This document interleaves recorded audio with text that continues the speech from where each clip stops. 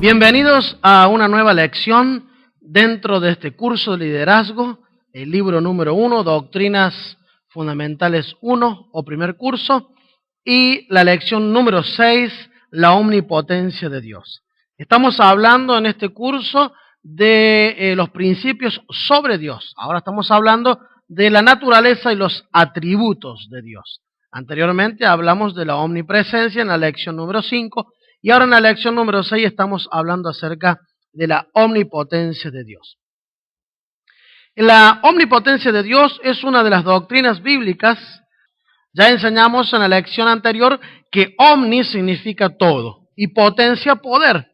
De manera que la omnipotencia de Dios es la doctrina bíblica que nos enseña que Dios sencillamente todo lo puede. Dios puede hacer todo. Él tiene todo el poder. Es la cualidad de Dios de tener todo el poder. Esa es la definición exacta. Y en el libro de Salmo capítulo 19, o sea, el Salmo 19:1, dice: los cielos cuentan la gloria de Dios y el firmamento anuncia la obra de sus manos.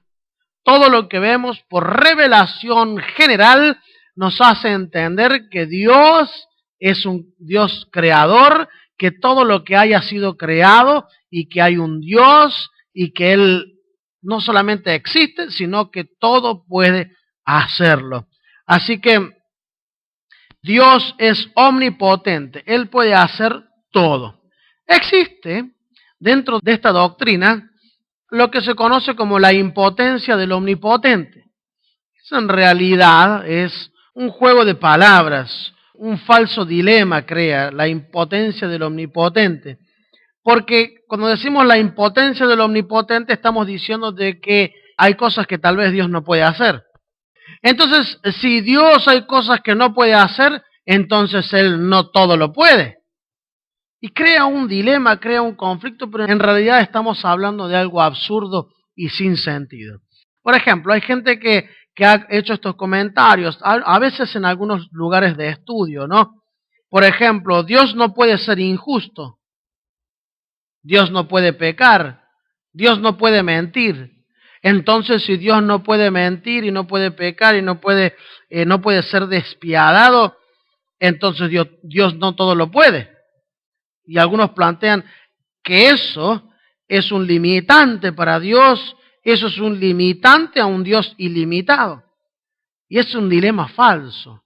Dios no hace tonteras, Dios no hace estupideces y Dios no hace cosas que vayan en contra de su propia naturaleza. La segunda posición dice que, por ejemplo, Dios no puede hacer cosas lógicamente imposibles. Y claro, obviamente, en los ejemplos que ustedes tienen en el libro, dice, por ejemplo, Dios no puede hacer un triángulo de 2 lados, ¿no es cierto? Un cuadrado redondo. Son cosas ridículas que a veces la gente plantea y dice, Dios no puede hacer esto, Dios no puede hacer lo otro. Es ridículo pensar que Dios va a hacer algo absurdo, porque si hay algo que Dios no es absurdo. Dios no es absurdo en ningún aspecto, Dios no hace tonteras. También se plantea en algunos lugares de estudio, ¿puede Dios crear una roca tan grande que no la pueda mover? Pensemos un momento en este planteamiento que ha circulado por muchos lugares de estudio y en algunos libros también lo podemos encontrar. ¿Puede Dios crear una roca tan grande que no la pueda mover? Porque si Dios no la puede crear, entonces no es todopoderoso. Y si tiene el poder para crear una roca tan grande que Él no la puede mover, cuando no la pueda mover, entonces Él no todo lo puede. Y en realidad es un falso dilema. Dios tiene el poder para hacer todo, pero no va a hacer algo absurdo. Es como cuando se plantea este dilema.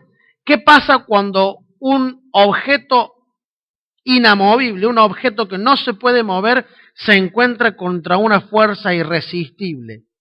Una fuerza que no se puede frenar. ¿Qué pasa? ¿Quién gana? Y si gana la fuerza, entonces el objeto no era inamovible.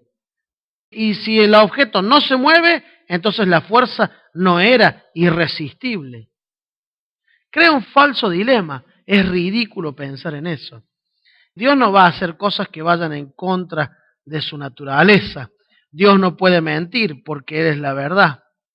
Dios no puede ser despiadado porque Él es misericordia. Dios no puede ser insensible porque Él es amor. Él no puede, por ejemplo, dejar de ser. Es ridículo. Así que no hay que pensar demasiado en estas cosas porque son falsos dilemas, así se llaman, falsos dilemas, que la gente a veces plantea para jugar un poquito con las palabras y para ponernos a pensar, pero sencillamente la respuesta a tales planteamientos es que Dios no hace ridiculeces, Dios no hace estupideces, Dios no hace cosas que vayan en contra de su naturaleza o que rompan sus propios dictámenes o leyes. Esta doctrina de la omnipotencia de Dios, más allá de todas estas pequeñas cositas que hemos comentado, nos sirve a nosotros, los hijos de Dios, para entender que tenemos un Dios que todo lo puede. Que no hay situación más complicada para que Dios no pueda sacarnos de ahí. Que no hay para Dios un obstáculo tan grande que Él no pueda moverlo para ayudarnos a nosotros. Incluso fíjense ustedes que el obstáculo más grande que nos podríamos haber imaginado es la condenación eterna que teníamos por ser pecadores. Pero Dios hizo lo impensable. Mandó a su Hijo para que muriera en la cruz por nosotros, tomara forma de hombre y Dios mismo se hizo hombre para morir por nosotros y darnos la vida eterna. De manera que lo que parecía imposible, Dios lo hizo. ¿Habrá algo imposible para Dios? No, no hay nada imposible. La doctrina de la omnipotencia dice que para Dios todo es posible. Por otro lado, tenemos que entender que Dios ha creado todas las cosas por su omnipotencia. Y esa es la razón por la que Él conoce y sabe también todas las cosas. No porque Él es todopoderoso y ha tenido tiempo para estudiar tanto que Él sabe todas las cosas, sino que porque Él las creó y por Él y para Él fueron creadas todas las cosas y por Él, Señor, todas las cosas subsisten. De manera que en algún aspecto nos expande la mente a entender que Dios puede socorrernos de cualquier cosa. Por ejemplo, cuando nosotros vemos astronomía, un poco de cómo es el universo, ¿no? Y imagínense que hace unos cuantos años, hace poquitos siglos, se creía de que la Tierra era plana. Y ahora podemos comprobarlo por un montón de maneras, dispositivos, de muchas maneras podemos darnos cuenta de este universo, ¿no? Ahora sabemos que la Tierra gira sobre su propio eje y se traslada en una órbita alrededor del Sol. Ya se nos hizo más grande este planeta que lo que creían hace 500 años. Y este planeta no es gran cosa en el escenario del cosmos. Nuestro planeta gira alrededor de una estrella que es el Sol, junto con otros planetas más, pero el Sol es una de las estrellas más pequeñas que se conoce. El Sol es una estrella y hay en nuestra galaxia cientos de miles de estrellas. 300.000 estrellas puede haber en nuestra galaxia. 300.000 soles, mínimo, en nuestra galaxia. Y esta galaxia tan pero tan gigantesca, con tantos miles de soles o de estrellas, es parte de un barrio de galaxias que se llama cúmulo de galaxias. Un barrio de galaxias semejantes a las nuestras y algunas astronómicamente más grandes, exponencialmente más grandes. Y los científicos han descubierto que estos barrios de cientos de miles de galaxias están agrupados dentro de lo que se llaman supercúmulos, o sea, ciudades de galaxias, ciudades de barrios de galaxias, y aparte de eso creen que estamos agrupados en racimos de supercúmulos, o sea, como por decir países, de ciudades, de barrios, de galaxias. Y nuestro Dios creó todas las cosas. La Biblia dice que Él llama a cada estrella por su nombre. Nuestro Dios es todopoderoso. Esta doctrina, esta enseñanza tiene que llevarnos a nosotros a cargarnos las pilas y llevarnos a entender y abrazar con nuestro corazón a este Dios omnipotente y entender nosotros que Él es todopoderoso para socorrernos, para bendecirnos, para ayudarnos, para sacarnos adelante.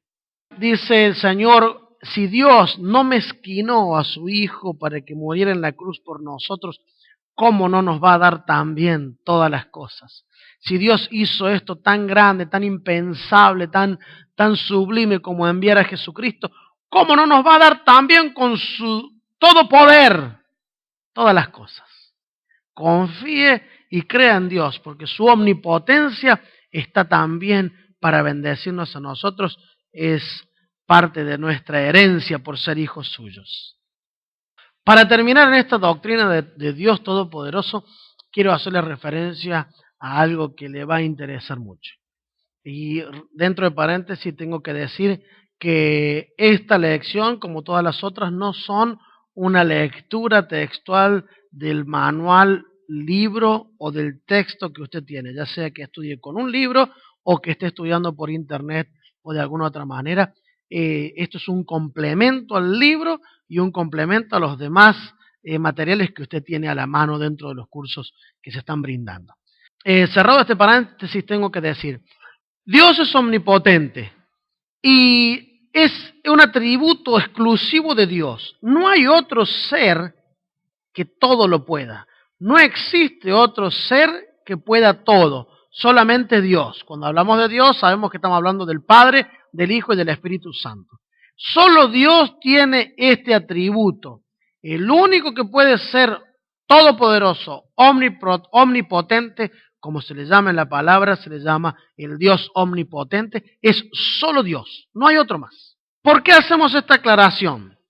Que parece redundante. Porque en muchas situaciones la gente tiene la tendencia a creer de que hay una lucha entre los poderes del bien y del mal, como que Dios está en un conflicto eterno con Satanás y son archienemigos y entonces a veces gana Dios y a veces pierde. No, de ninguna manera eso no existe dentro de la teología, dentro del contexto cristiano, dentro de lo que la Biblia nos enseña.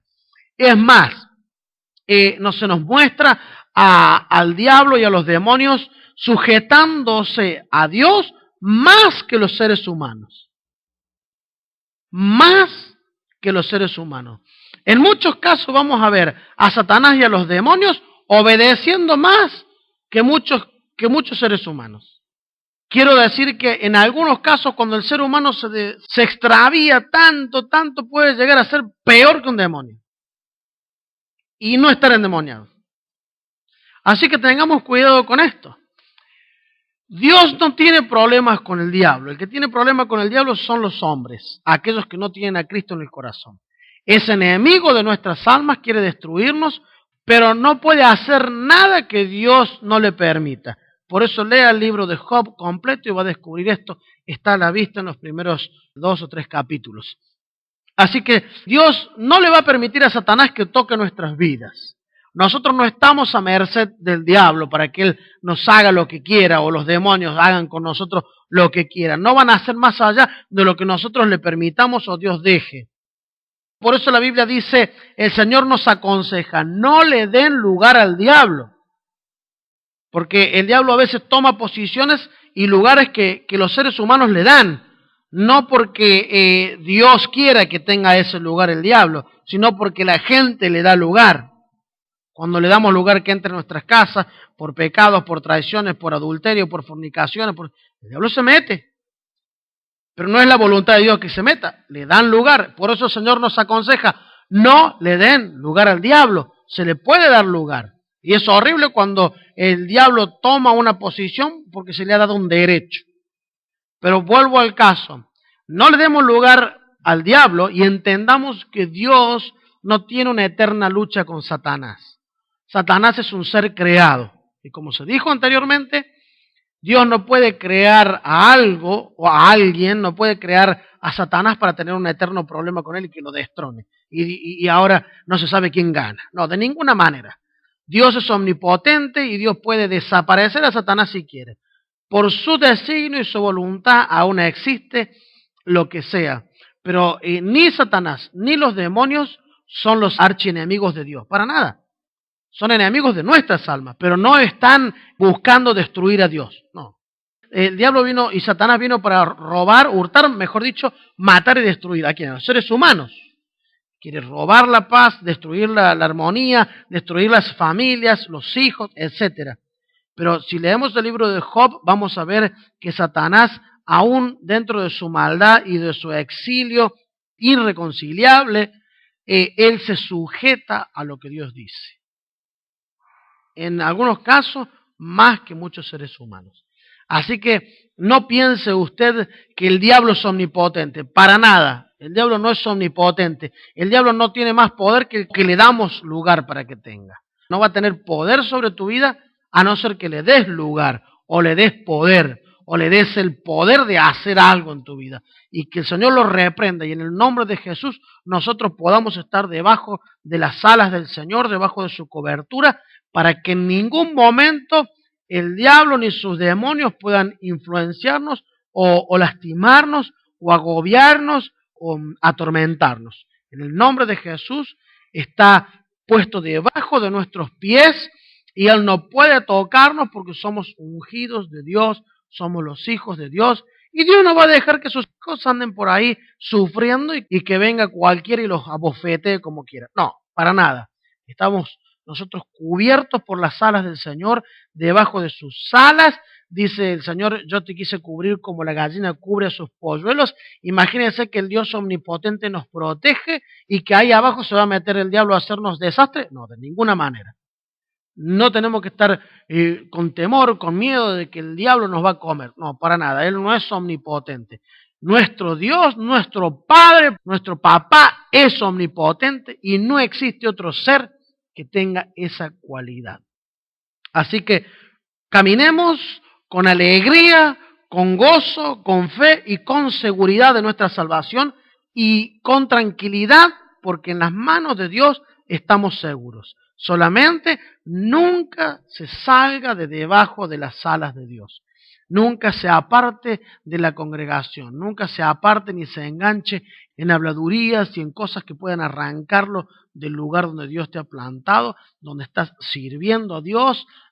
Ama a tus pastores, porque ellos te edifican, te bendicen y hacen que seas parte del cuerpo de Cristo en edificación y para que cumplas con la obra del ministerio. Y nunca, nunca, nunca te apartes de los caminos del Señor, porque el diablo, dice la Biblia, el diablo anda como un león rugiente buscando a quien devorar. ¿Y a quién se va a devorar? A aquellos que se apartan, los que se salen de debajo de las alas del Señor. Este diablo no se va a meter debajo de las alas del Señor, pero si te apartas, ahí está. Y nadie está diciendo que va a perder la salvación, pero te van a comer una pierna, comer una mano, arrancar un pedazo, arañar por aquí, por allá, y después vuelven las personas al camino del Señor, todos arañados, lastimados, golpeados. ¿Para qué? Sin necesidad. Manténgase debajo de las alas del Señor. Algunos dicen, a mí no me gusta que me hablen así porque me echan miedo. Bueno, no es que le tengan que dar miedo, terror le debería dar. Porque el diablo no tiene poder mientras estamos debajo de las alas del Señor. Cuando nosotros nos salimos de ahí, la influencia satánica es muy real. Y si no ve a tanta gente atormentada, con problemas, matrimonios destruidos, familias destruidas, que han caído bajo los lazos y bajo el ataque de Satanás. Y Satanás no viene con una tremenda soga de barco, así con una cuerda de barco y te amarra. Él te pone un hilito hoy, te pone un hilito mañana, un hilito en 5 días, y cuando te diste cuenta te hizo la cuerda alrededor del cuello y te estrangula. Lo mejor es estar debajo de las alas del Señor. Ahí estaremos seguros. Ahí nunca nada nos va a faltar. Ahí vamos a tener de todo. El Salmo dice, Jehová es mi pastor, nada me falta. protección, seguridad, provisión, recompensa, lo que puedas imaginar debajo de las alas del Señor. Nunca te apartes de ahí, porque la recompensa vale la pena y es ahí donde Él nos ha llamado. Manténgase en su congregación, ame a sus pastores, bendiga a sus hermanos y tenga cuidado porque el enemigo anda buscando, hay a quien devorar y anda buscando llenarle la cabeza para que usted no tenga ni la influencia de los ministerios, ni tampoco usted sea parte del cuerpo de Cristo. Te quiere arrancar para que una vez que te arrancó, te destruye. Así que manténgase dentro del camino del Señor. Una cosita más. Cuando fue el arca de Noé, adentro del arca, una vez que Jehová cerró la puerta, dentro del arca había leones, había gacelas, había zorrinos. Dijo alguien una vez, cuando los zorrinos iban al baño, hasta los leones lloraban. Estar adentro del arca con tantos olores y tantos caracteres diferentes no era nada lindo. Pero es mejor estar adentro que afuera. Adentro hay que soportar, tolerar, tener paciencia, yo al otro y los otros a mí. Me tienen paciencia y me soportan. Pero tenemos que llevar la iglesia así, porque afuera hay muerte. El arca es un símbolo de la iglesia. Así que espero que esta lección te haya bendecido. La próxima lección es la lección número 7 y es coincidentemente la última lección del curso de Doctrinas Fundamentales 1. Espero que te haya bendecido. Hasta la próxima y última lección. Nos vemos.